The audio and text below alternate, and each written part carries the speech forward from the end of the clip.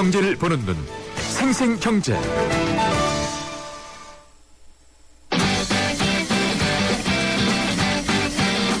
아하경제와 함께하는 한뼘경제.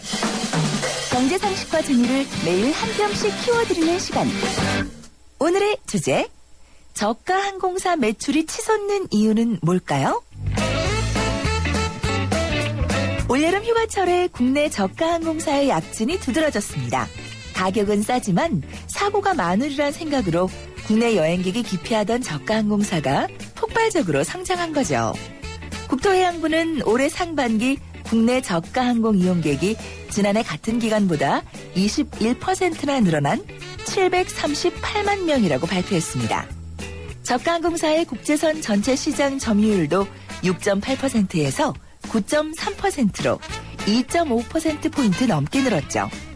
제주항공, 이스타항공 같은 저가 항공사가 상반기 흑자를 기록하며 고공행진하고 있다는 점을 고려하면 대형 항공사가 이들 업체의 탑승객을 뺏긴 측면도 있습니다. 올해 상반기 국내 대형 항공사인 대한항공과 아시아나항공은 매출액이 떨어졌습니다. 엔화 약세 등 대내외적 영향으로 일본 관광객이 크게 줄고 경기 침체로 화물 운송량도 감소했기 때문인데요. 이렇게 대형 항공사가 부진한 가운데 저가 항공사가 인기를 끄는 건 경기 침체의 반사 이익 때문입니다. 저가 항공사는 세계적으로 여행 욕구가 점점 커지면서 값싼 요금을 무기로 여행객을 끌어들이려고 생겨났죠. 하지만 무엇보다 저가 항공사가 단기간에 매출을 키울 수 있었던 이유는 바로 중국 노선 강화입니다. 중국은 국내 여행객이 선호하는 지역으로 항공사 사이에서 꽤 매력적인 노선으로 여겨지고 있죠. 세계적인 추세와 비교하면 국내 저가 항공사 비중이 아직은 적은 편이지만요. 저가 항공사의 성장 잠재력이 아직 남아있다는 전망과 함께 앞으로 저가 항공사의 약진은 계속될 걸로 보입니다. YTN 생생경제 한뼘경제로 3부 시작했습니다. 진행하시던 곽수종 박사 개인 사정으로 어제 이어서 오늘도 제가 대신 이 프로그램 맡고 있습니다. 저는 한국일보 이성철 부장입니다. 방금 들으신 한뼘경제 오늘 주제는 이 갈수록 이용객이 늘어나고 있는 저가 항공사, 이 저가 항공사들의 대약진에 대한 내용이었는데요. 아마 이번 추석 연휴에도 이 저가 항공 이용해서 고향길 내려가시는 분들 꽤 있으신 것 같습니다. 저는 사실 이 저가 항공의 얘기를 들어보면은 시장의 힘이 이래서 무섭구나라는 걸 많이 느끼게 됩니다. 사실 처음에 저가 항공사가 나왔을 때 대형 항공사들은 코웃음을 쳤습니다. 누가 불안해서 저가 항공을 타겠냐 이런 얘기들을 많이 했었죠. 하지만 안전성에 대한 기준이 이제 확보가 되고 또 많은 소비자들이 이 값싼 저가 항공 쪽으로 몰리면서 이제는 대형 항공사들이 긴장을 하고 더 서비스를 위해서 더 노력을 하고 그런 상황이 됐습니다. 어쨌든 작은 변화가 이런 거대한 대형 항공사 체제를 흔드는 이 힘, 이것이야말로 바로 이 시장의 힘이 아닌가 싶습니다. 자, 우리 YTN 생생경제가 청취자 여러분들하고 좀 더 가깝고 또 쉽게 만나기 위해서 새로운 앱 예스를 출시를 했습니다. 지금 바로 스마트폰 열으셔서요. 이 구글 플레이 스토어에서 YTN 라디오 앱 예스를 설치하시고 생생경제 프로그램에 실시간으로 참여 메시지라든가 또 사연 남겨주시면은요. 추첨을 통해서 상품 드리는데 10월 5일 고양시에서 열리는 조용필 투어 콘서트 헬로의 티켓을 드린다고 합니다. 아직은 안드로이드뿐만 되고 아이폰은 아마 좀 있어야 개통이 될 것 같습니다. 벌써 문자를 통해서 앱스토어 이 앱을 통해서 여러 가지 사연 주시는 것 같은데 6253번님 귀성 여행 얘기 들으니 저도 가고 싶습니다. 그러나 현실은 연휴 내내 손님 맞으러 바쁘답니다. 얼마나 가시고 싶으시겠어요. 또 4703번님 추석 명절 가족들과 행복하세요. 4703번님도 행복하시기 바랍니다. 짧은 문자 50원, 긴 문자 100원이 부과가 되는 휴대전화 우물정 0945번, 또 트위터 YTN 아래밑줄 이코노미, 또 웹사이트 YTN 생생경제로도 청취자 여러분들의 많은 의견 기다리겠습니다. YTN 생생경제 3부 지금부터 시작합니다.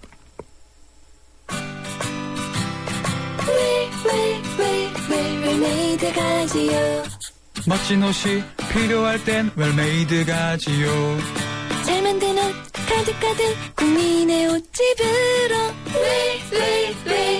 웰메이드 가지요. 국민의 옷집 웰메이드. 제가요 틀니 때문에 불편했걸랑요. 음식을 씻거나 노래할 적에 덜그덕 걸리니까 자신감도 없어지고. 근데 폴리덴트 접착 크림 아유 좋더라고. 틀니를 딱 붙이니까 하루 종일 걱정이 없어요. 폴리덴트 덕분에 자신 있다고. 폴리덴트 글락소스미스클라인 본 제품은 의료기기입니다.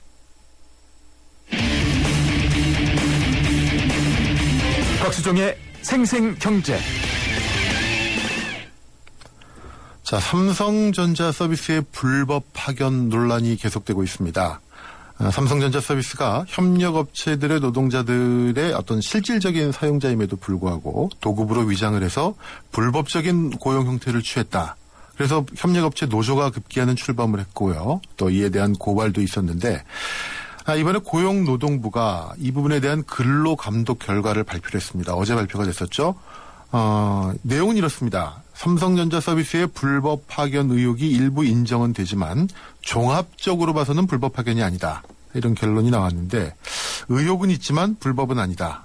선뜻 이해가 안 가는 부분입니다. 이에 대한 논란도 굉장히 많고요.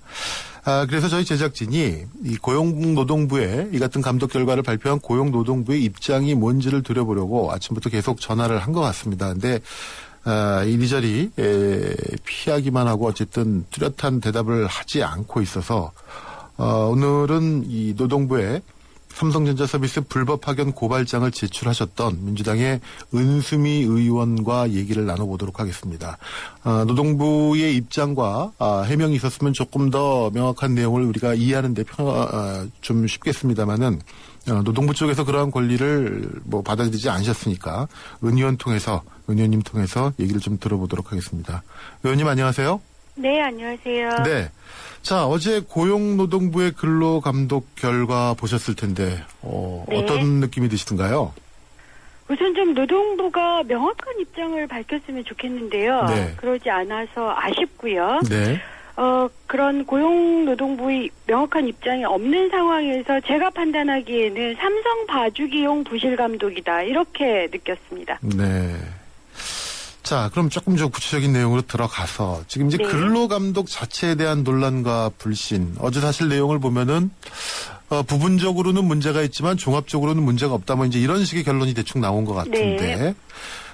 삼성전자 서비스가 직접 협력업체 조사 대상을 추천을 했고, 뭐 노동부가 이것을 받아들인 녹취록도 있다, 녹취 파일도 있다, 뭐 이런 얘기도 있던데 이거 일단 맞는 얘기인가요?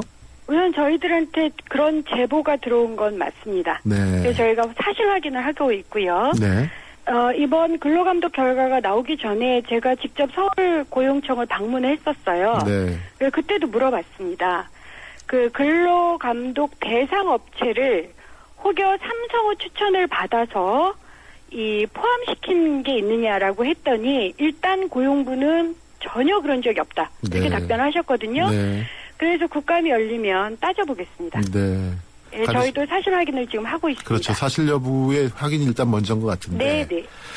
일단 불법 파견이다라고 할 때 네. 이것이 불법 파견이다 아니다를 결정하는 잣대는 우선 뭔가요? 이렇게 그냥 간단하게 생각을 네. 하시면 돼요. 제가 어떤 업체한테 의뢰를 해서 우리 집을 줘달라 이렇게 얘기를 하면 네. 근데 보통 어떤 방향은 뭐 2층인지 그리고 친환경 뭘 써달라 디자인 어떻게 해달라 요렇게 요구를 하고 네. 맡길 거 아니에요. 네, 그렇습니다. 그리고 돈은 대충 얼마를 이렇게 합의를 할 겁니다. 그런데 만약 거기서 더 나가서 노동자를 몇 명을 쓰고 네. 그 채용을 어떻게 하고 네. 누구는 목수를 해야 되고 누구는 미장일을 해야 되고 이런 식으로 일일이 지휘 감독을 했으면 그리고 이러저러한 업무 매뉴얼에 따라서 일을 해달라라고 지시를 한 바가 있으면 이거 불법입니다.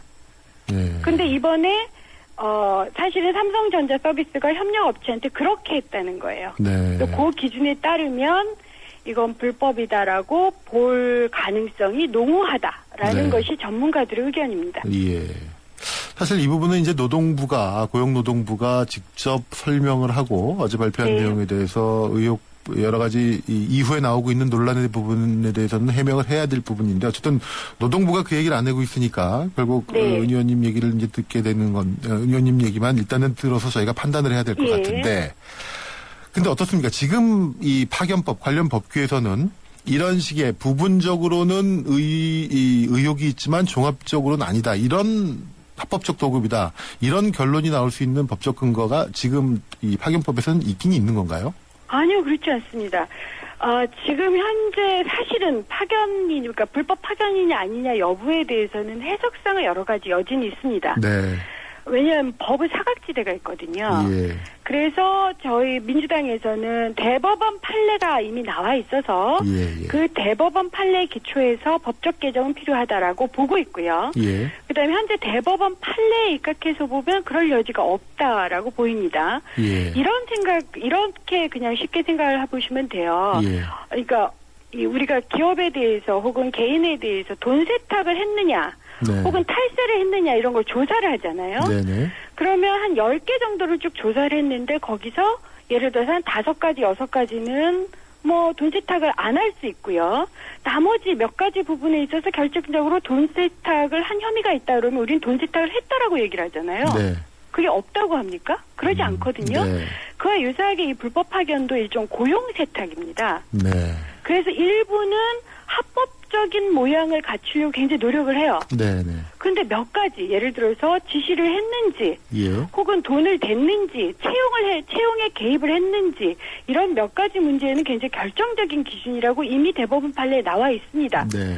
그래서 10가지 정황 증거 중에 4-5가지 혹은 서너 가지가 결정적 증거다라고 하면 우린 고용 세탁을 했다. 네. 이렇게 보는 것이 상식이죠. 네. 그리고 대법원 판례에도 맞습니다만 지금 고용부는 전혀 그러니까 이미 정황 증거가 나왔음에도 불구하고 다른 합법적으로 위장한 사실이 있기 때문에 이건 합법이다. 이렇게 얘기를 해버린 거거든요. 네. 그러면 우리가 돈 세탁이니 이 탈세니를 잡아낼 수가 없는 거와 똑같이 네. 고용부 이런 판단 기준이라면 그러니까 고용 세탁, 불법 파견을 잡아낼 수가 없고요.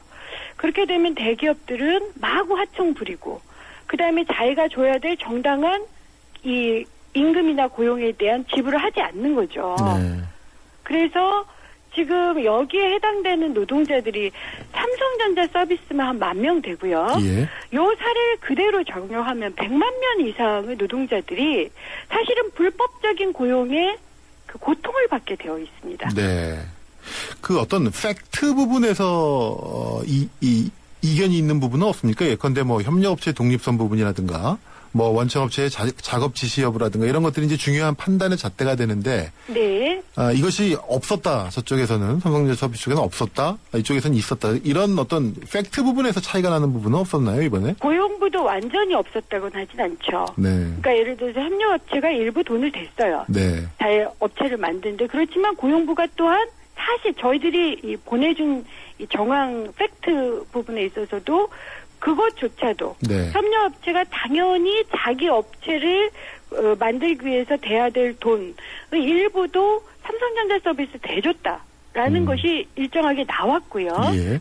그다음에 작업 지시 문제에 있어서도 직접 문자 서비스를 통해서 동료까지 다 한 사실도 네. 저희들이 보내줬습니다. 네. 네. 그렇다면 팩트에 있어서 여지보다는 그 팩트를 어떻게 해석하느냐의 문제인 것 같아요. 네. 근데 아까도 제가 고용세탁 여부를 해석을 할 때 네.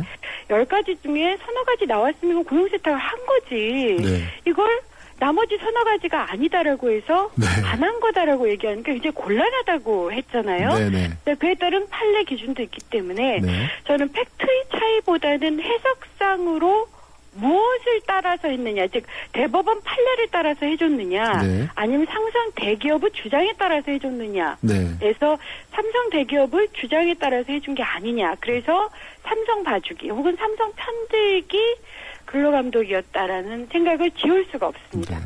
근데 아침에 이제 신문이나 이런 데서 나온 이 삼성전자 서비스라든가 이쪽의 입장을 보면은 어떤 통일된 AS 업무를 해야 되는 작업의 특성상 일정 부분 불가피한 측면이 있다. 뭐 이렇게 이제 해명을 하고 업체 쪽에서는 얘기를 하는 것 같은데 그런 부분은 어떻게 봐야 될까요? 그러니까 제가 항상 이 저한테 고용부에서도 이미 그 얘기를 했습니다. 네. 제조업과 달리 서비스업의 특수성상 네. 지시를 할 수밖에 없다. 네. 그럼 제가 두 가지를 이렇게 질문을 드려요. 우리나라 노동법이 예. 그러면 서비스 노동자 다르고 제조업 네. 달리 판단합니까? 네. 아니 그러면 서비스 노동자들은 제조업 노동자들하고 달리 밥을 네. 한 끼만 먹어요? 아니거든요. 네. 네. 일단 법은 굉장히 보편적 정의를 의미하는 거다라는 거고요. 네. 그다음에 AS상의 특수성 때문에 그렇다라는 건 결국 AS 업무라는 것은 도급을 시키면 다 불법일 가능성이 높다라고 해석을 하는 게 맞죠. 네. 어떻게 불법의 증거가 나왔는데 그것이 업종의 특수성으로 피해갈 수 있다라고 얘기하면 네네. 한국에는 법이 없는 거죠. 네. 서비스업은 그렇죠. 불법을 할 수가 있는 거죠. 네. 그러니까 제조업 노동자와 서비스업 노동자의 차별을 둬야 된다면은 아예 뭐 노동부가 법을 그렇게 개정을 시도를 하든가. 당연히 그렇죠. 서비스업은 다르다. 네. 서비스업은 현행 노동법상에 네. 그 규정을 혹은 대법원 판례 기준과 다르다라고 네. 정정당당하게 주장을 해보시는 게 맞다. 그러면 네. 한번 논해보자. 정말 네. 국회에서 우리가 노동법을 여성 남성 다르고 정규 비정규 다르고 그다음에 서비스 제조업 다르게 네. 적용을 하는 게 맞는지 그것이 대한민국의 정의인지에 대해서는 네. 국회로 가져오시라라고 저는 부탁을 드립니다. 네. 그러니까 어쨌든 현행 법의 테두리 내에서는 이거는 당연히 불법으로 나올 수밖에 없는 거를 노동부가 법 밖의 해석을 이제 하게 된 그런 셈이네요. 저는 그렇게 생각합니다. 네. 이건 물론 저는 노동부 의견을 더 들어봐야 되고요. 네네. 네, 국회에서 국정감사가 이루어지면 그걸 다룰 겁니다. 네. 네, 전문가들의 의견도 들어볼 거고요. 네. 그래서 논란의 여지가 있다라는 건 전 인정을 합니다. 네. 다만 그걸 정정당당하게 밝혀보자라는 거예요. 네. 회피하지 마시고. 네. 전 회피할 생각 없습니다. 네. 왜냐하면 이건 수십만 수백만의 노동자들이 생계가 달려있는 문제입니다. 사실 삼성전자 서비스가 커서 그렇지 이 유사한 형태에 놓여 있는 뭐 서비스업 분야만 보더라도 이 위장 도급이라든가 이런 노동자들이 굉장히 많죠 지금. 굉장히 많습니다. 예를 들어서 티브로드 같은 경우 지금 케이블 방송, 네네. 그러니까 방송업계 전체, 그 다음에 출판업계, 네. IT 할 거 없이 굉장히 많거든요. 네. 그래서 이번 삼성전자 서비스의 근로감독 결과가 굉장히 중요합니다. 네. 징표가 되기 때문에. 네. 그리고 만약 이런 식으로 임금을 덜 주고 일만 많이 시키게 될 경우는 한국이 경제 성장을 할 수가 없어요. 예, 예. 그러면 앞으로 이제 은 의원님 같은 경우는 이제 국정감사 곧 시작이 되면 아마 이 부분을 집중적으로 이제 따지실 텐데 네. 앞으로 어떤 쪽으로 좀 개선이 된달까요? 뭐 법 개정이 필요하다면 그건 또 이제 그 차원에서 한번 논의를 해봐야 될 문제겠고요. 일단 고용노동부가 좀 어떤 태도를 취해야 된다고 생각하십니까? 결국 이게 전면 재조사해야 된다고 생각합니다. 공권력의 신뢰성 문제하고도 이제 연결되는 부분인데요. 그렇죠. 그러니까 어제 바로 이 발표가 났을 때 박근혜 대통령께서 네. 그 민주당 김한길 대표하고 만나서 민생 문제를 1시간 반이나 주장을 하셨어요. 네. 그러면 그런 민생의 정신이라면 대기업 편들기가 아니라 민생, 서민 편들기라고 하시면 이건 논란의 여지가 있는 거잖아요. 어찌됐든 간에. 네. 그럼 전면 재조사를 하고 그 결과를 국민들 앞에 공표해야 됩니다. 네. 그게 맞고요. 우선 전면 재조사가 맞고 두 번째로 민주당에서 이미 특히 이제 제가 이런 문제의 논란을 종식시키기 위해서 비정규 관련 3법, 즉 불법 파견 관련 3가지 법을 이미 입법 발의를 했습니다. 네. 그 법을 통과시키는데 도와주십시오. 새누리당과 정부 여당은 그걸 해주셔야 됩니다. 네. 그러면 이제 더 이상 내가 서비스업에 있다고 그리고 내가 수리센터에 있다고 AS 기사라고 부당한 대우를 받을 일은 없지 않겠습니까? 네. 그러니까 그건 좀 부탁을 드립니다. 예, 어쨌든 국회에서 아무튼 사실 좀 안타까운 게 노동부가 좀 나와서 허심탄회하게 속 시원히 왜 이런 결정을 내렸는지 논란이 있으니까 이거에 대한 해명이 있어야 됐었는데 그게 없어서 제일 안타깝고요. 아무튼 앞으로 국회나 혹은 국정감사나 이런 부분에서 이 부분에 대한 좀 공개적이고 진지한 대화 이런 토론을 통해서 노동자에게도 도움이 되고 우리 경제에도 도움이 되는 그런 합리적인 대안이 좀 마련이 됐으면 하는 생각입니다. 은 의원님 고맙습니다. 네, 감사합니다. 네, 지금까지 민주당 은수미 의원이었습니다. 이번 추석 귀성길도 극심한 교통체증이 예상됩니다. 이번 추석은 집에 있자. 교통체증 때문에 귀향을 포기하고 싶을 땐 1, 2, 3, 4, 5, 6, 7 7초만 생각해보세요. 온 가족이 함께하는 추석을 위해 꼭 필요한 시간. 삼성카드가 당신의 참 실용적인 생활과 함께합니다. 우주에서 가장 아름다운 별, 지구. 하지만 누군가에겐 목마름의 별이며 어둠의 별이기에 우리는 지구의 바다를 인류의 마실물로 바꾸고 지구의 자원을 인류의 빛으로 바꾸고 있습니다.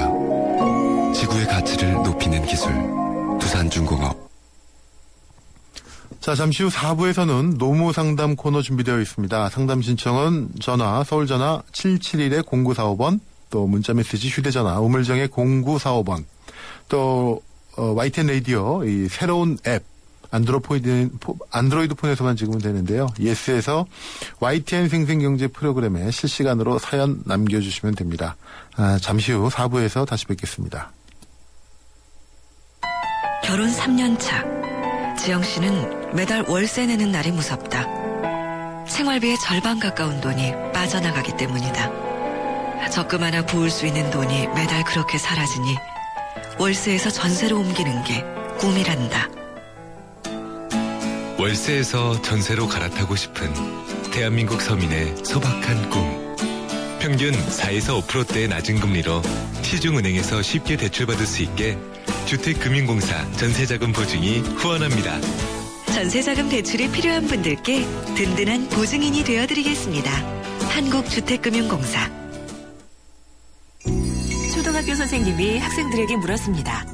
얼음이 녹으면 뭐가 될까요? 모두들 하나같이 물이 됩니다 라고 대답했습니다. 당연한 정답이죠. 하지만 유독 한 어린이만이 얼음이 녹으면 봄이 됩니다 라고 다른 대답을 했습니다. 창의적인 교육이란 이런 것이 아닐까요?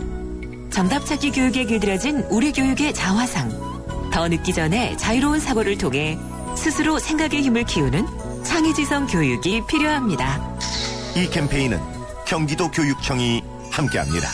행복한 경기 교육. 살아있는 뉴스 깨어있는 방송 한국의 뉴스 채널 YTN 뉴스 FM.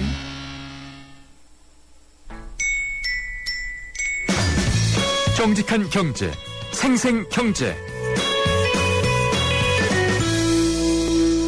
자, 세상의 베이스가 되다 포스코 협찬으로 YTN 생생경제 4부 시작합니다. 4부에서는 창업에 대한 정보를 얻을 수 있는 창업, 도전에서 실전까지 시간, 그리고 노무 상담이 준비되어 있습니다.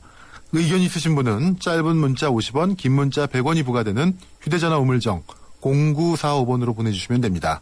트위터로도 의견 받습니다. YTN 아래 밑줄 이코노미로 의견 보내주시기 바랍니다.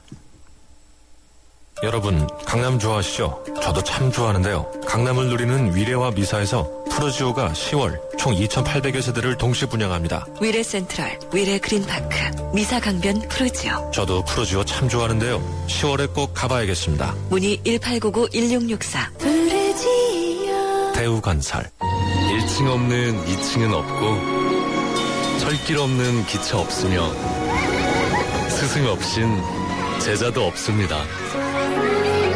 세상은 저마다의 베이스가 있습니다. 세상에 베이스가 되다. 포스코. 추석에 홈보이가 찾아왔어요.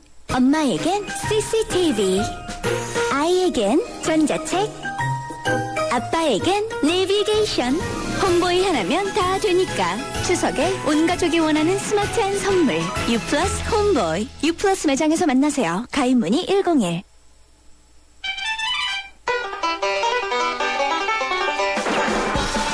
생생 재테크 정보 듣다 보면 어느새 터득되는 재테크 가이드.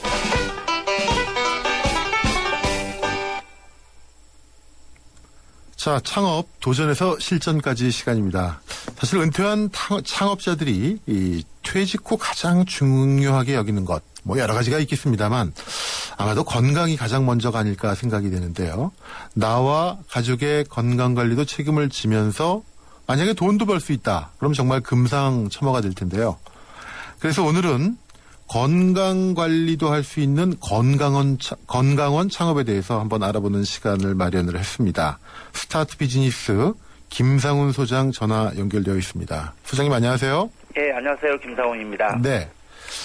자, 건강원 하면은요, 우리가 언뜻 생각하면 약간 무슨 혐오식품 이렇게 다루는 데를 연상하기 쉬울 것 같은데요. 예, 사실 과거에도 보면 동네 재래시장 어귀 같은 데 보면은 뭐 그런 집들이 많이 있었는데 요즘은 그런 컨셉하고는 좀 다른 거죠? 예, 그렇습니다. 사실 지금 말씀하신 이런 건강원 그러면 예전에는 뭐 이런 개소주라든지 이런 뱀탕 뭐 이런 아무래도 거요? 보신식품을 주로 판매해서 이렇게 그 수익을 올리는 게 건강원이라고 알고 있는데요. 최근 들어서는 이 건강원의 개념이 좀 바뀌고 있습니다. 그래서 이런 이런 동물류보다는 이런 야채나 과즙 그리고 이런 건강식품까지 판매하는 이런 좀 현대식 건강원들이 최근 들어서 시장에서 이렇게 잔잔한 반응을 일으킨 아이템 중에 하나인데요. 최근 우리나라 건강원 수는 뭐 전국적으로 거의 한 3, 4만 개에 달할 정도로 상당히 의외로 재래시장이나 주택가 상권에서 그냥 사실 있는 듯 없는 듯한 아이템으로 많이 알려져 있는 곳입니다. 최근에는 지금 새롭게 등장한 소위 말해서 뭐 요즘 뭐 카페풍 건강원이 등장한다 이런 얘기 하는데요. 그 예전에 전통적인 방식에서 벗어나서 밖에서 볼 때부터 카페 같은 이를테면 건강식품이나 여러 가지 건강 정보도 얻을 수 있고 그다음에 거기에서 어떻게 보면 고객들에게 맞춤형 이런 건강 관리까지 해줄 수 있는 이런 아이템들이 요즘 시장에서 좀 돋보이고 있고요. 아무래도 이제 50대 이상 시니어 창업자들 이런 퇴직자 창업 시장에서는 이런 나와 가족 건강도 챙기면서 특히나 이런 좀 그 전국의 산지 직거래를 하면서 수익 창출도 할 수 있는 이런 아이템이 아무래도 시장에서 좀 이런 그 시니어 창업의 틈새 아이템으로 요즘 돋보인다고 할 수 있겠습니다. 주로 그러면 어떤 품목을 여기선 다루게 되나요? 지금 말씀하셨듯이 예전에는 보신류가 많았습니다만 요즘 같은 경우는 제철 과일 내지는 제철 그때 유행하는 이런 과채류라든지 이런 다양한 포도즙, 배즙, 양파즙 같은 이런 거나 아니면 뭐 가시오가 백기스라든지 홍삼 액기스 최근에는 발효 숙성 효소 요즘 상당히 유행하고 있어서요. 다양한 효소 상품을 팔기도 하고요. 뭐 그다음에 의외로 건강에 좋은 뭐 지역의 붕어즙이나 뭐 이런 다슬기즙 같은 이런 건강식품이라든지 최근 들어서는 이런 신세대 건강원 같은 경우는 뭐 이런 세계 건강 비타민이라든지 그다음에 유럽산 뭐 건강 기능식품까지 판매하는 이런 매장들이 늘고 있고요. 카페형 건강원 같은 경우는 건강차와 건강식품을 같이 판매하는 이런 복합 매장도 생겨나고 있는 추세입니다. 자, 그런데 이 신세대든 구세대든 어쨌든 건강원도 이게 점포고 이제 동네에서 이제 장사를 하려다 보면 결국 가장 중요한 게 뭐 상권, 목 이런 것들이 제일 중요할 것 같은데요. 예, 그렇습니다. 사실 그 건강원 자체도 역시 점포용 사업이기 때문에 과연 이런 시니어 창업자 입장에서는 1층에서 하는 게 나을까, 2층에서 나을까, 지하에서 하는 게 나을까 이런 고민을 첫 번째 하게 되는데요.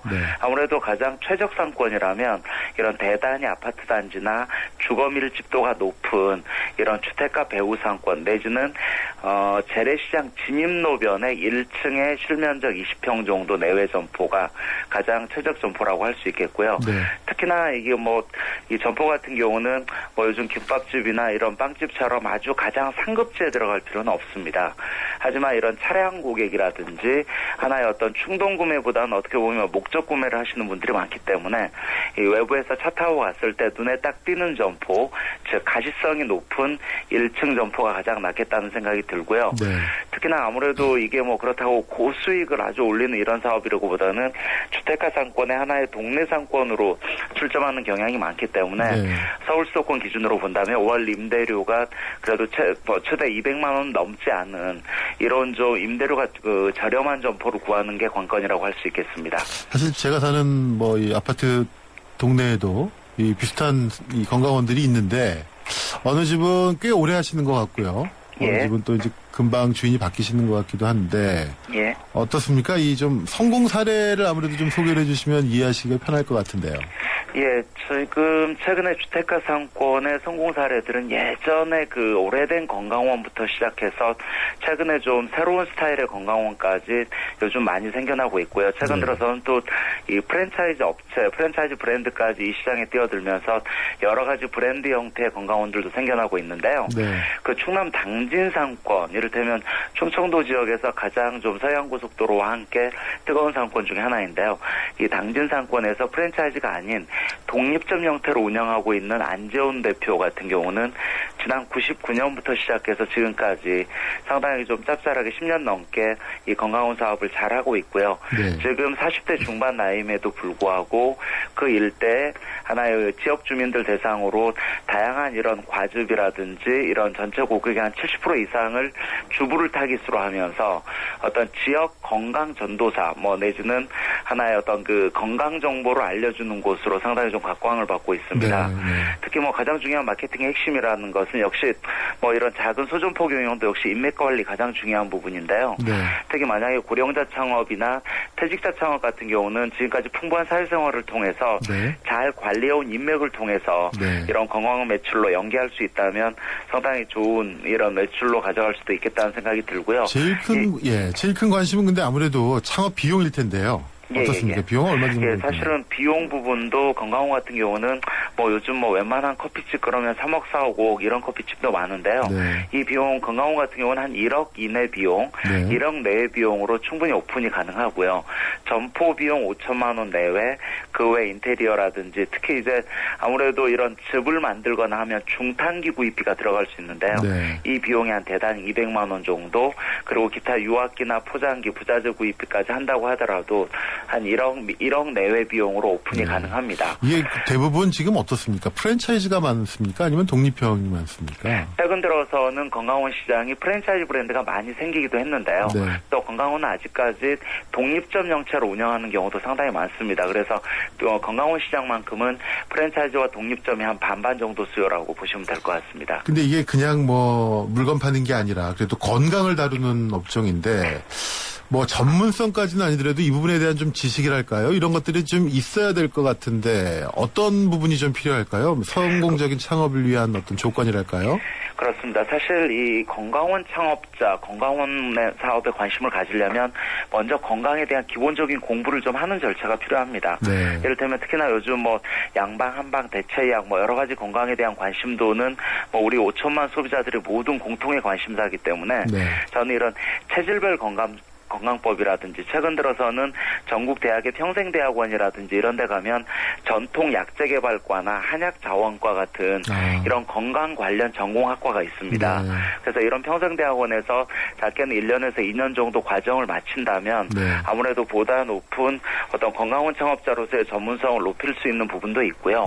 또 하나 중요한 것은 아무래도 이런 1차 식품을 가공해서 유통하는 경우도 많기 때문에 전국의 이런 직접 제철 과일을 생산하는 이런 직접 농어민 업체와 1대1로 좀 이렇게 거래를 사전에 이렇게 계약을 하는 것도 중요할 것 같고요.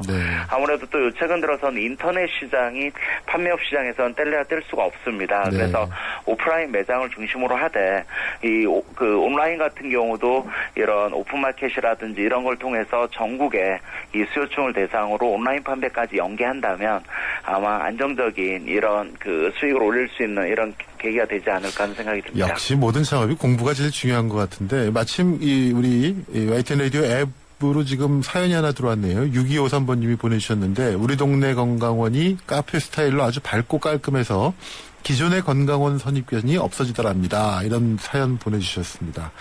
아무튼 좀 철저한 준비 시장 조사 그리고 이건 특히 건강을 다루는 부분이니까 아무래도 다른 업종보다는 조금 더 많은 공부가 필요하지 않나 생각이 됩니다. 예. 지금까지 건강원 창업에 대해서 우리 스타트 비즈니스 김상훈 소장과 함께 얘기 나눠봤습니다. 고맙습니다. 예, 감사합니다.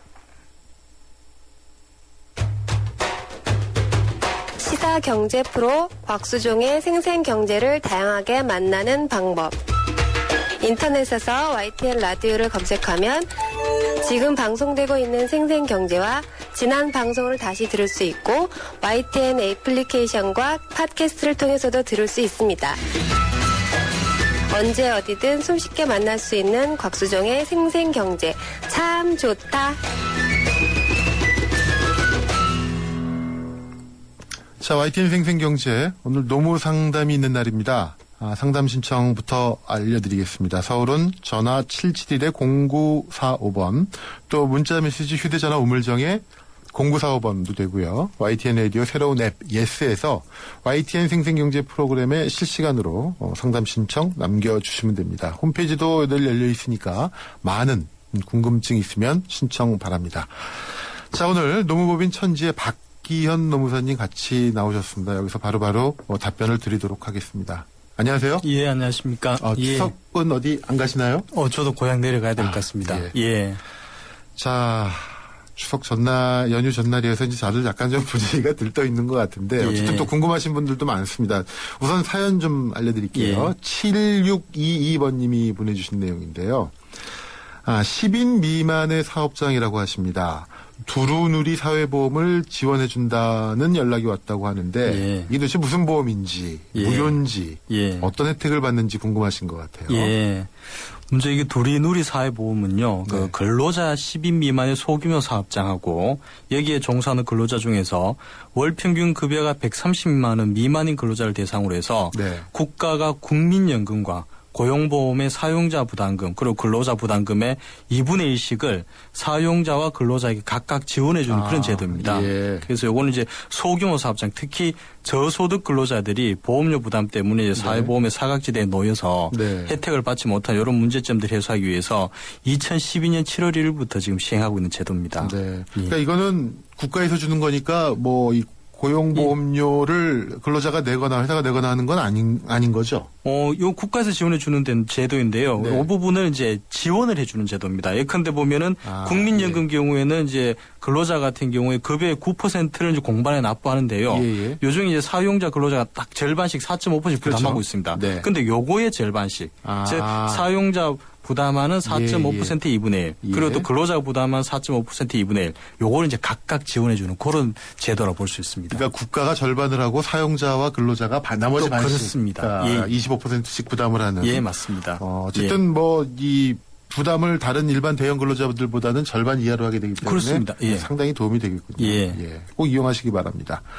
자, 0122번님이 보내주신 얘기인데요. 4대 보험에 가입을 할 때 같은 월급을 받는다고 하더라도 직종이 다르면 4대 보험 금액이 달라지나요? 이렇게 지금 질문을 하셨는데 우선 이 부분 4대 보험에 대해서 좀 설명을 해 주시죠. 이 부분 좀 자세히 좀 설명드리면요. 4대 보험 즉 국민연금, 건강보험, 고용보험, 산재보험 요 네 가지 4대 보험이라고 하는데요. 요건 이제 법에서 정해진 요건에 해당되는 근로자와 사용주라면 이제 의무적으로 가입해야 되는 공적 보험 제도입니다. 요거 좀 살펴보면요. 먼저 산재보험 같은 경우에는 사업주가 이제 사업장을 대상으로 가입하는 것이기 때문에 일단 근로자의 부담은 없습니다. 이제 나머지 세 가지 이 모두는 이제 근로자들이 직접 자기 보수 총액을 기준으로 해서 납부를 해야 되는데요.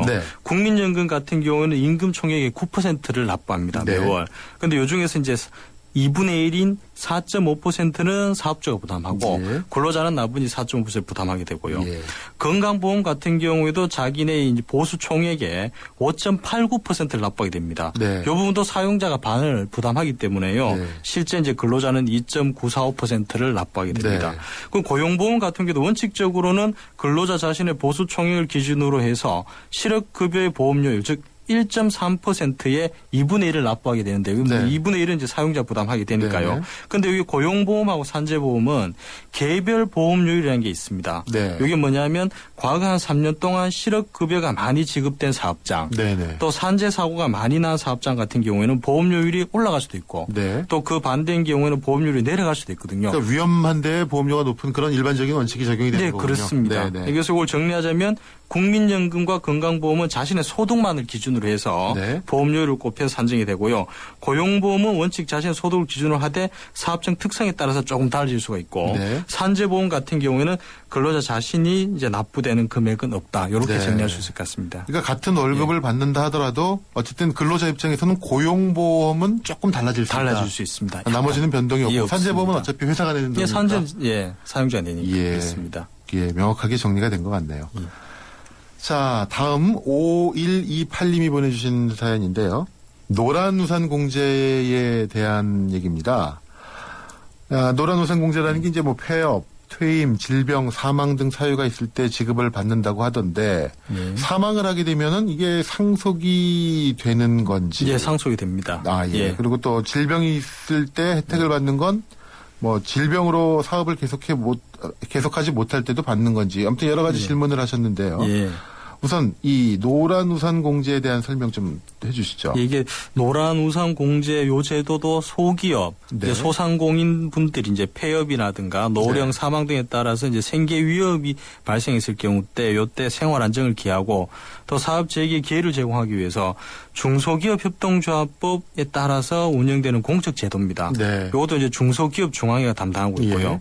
그 내용을 보면은 상시 근로자 50인 미만으로 광업, 제조업, 건설, 운송업 등 이렇게 정해진 업종을 운영하시거나 아니면 상시 근로자 10인 미만일 경우에는 위에 정해진 업종의 전업종에 대해서도 이제 개인 사업자 또는 법인 대표장 가입할 수 있습니다.